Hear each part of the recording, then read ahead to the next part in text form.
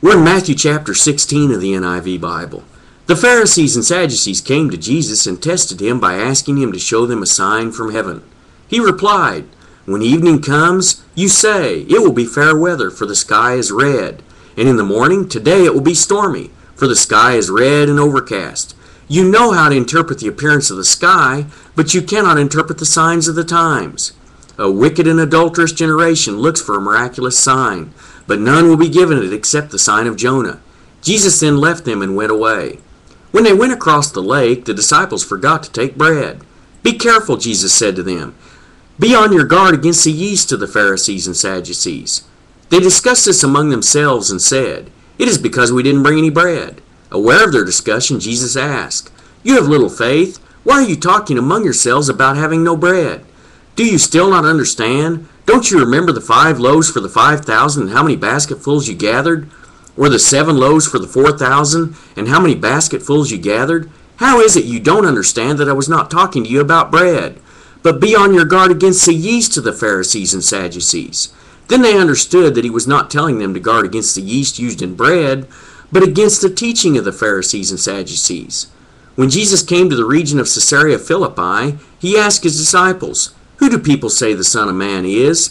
They replied, "Some say John the Baptist, others say Elijah, and still others Jeremiah or one of the prophets. But what about you?" he asked. "Who do you say I am?"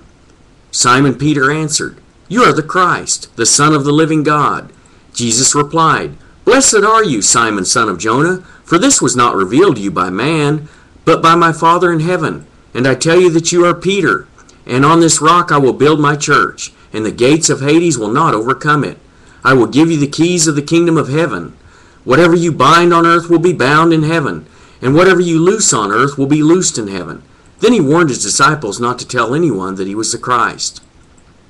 From that time on, Jesus began to explain to his disciples that he must go to Jerusalem and suffer many things at the hands of the elders, chief priests, and teachers of the law, and that he must be killed and on the 3rd day be raised to life. Peter took him aside and began to rebuke him. "Never, Lord," he said, "this shall never happen to you." Jesus turned and said to Peter, "Get behind me, Satan. You are a stumbling block to me. You do not have in mind the things of God, but the things of men." Then Jesus said to his disciples, "If anyone would come after me, he must deny himself and take up his cross and follow me. For whoever wants to save his life will lose it, but whoever loses his life for me will find it.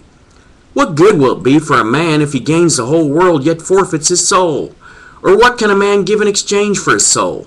For the Son of Man is going to come in his Father's glory with his angels, and then he will reward each person according to what he has done. I tell you the truth, some who are standing here will not taste death before they see the Son of Man coming in his kingdom."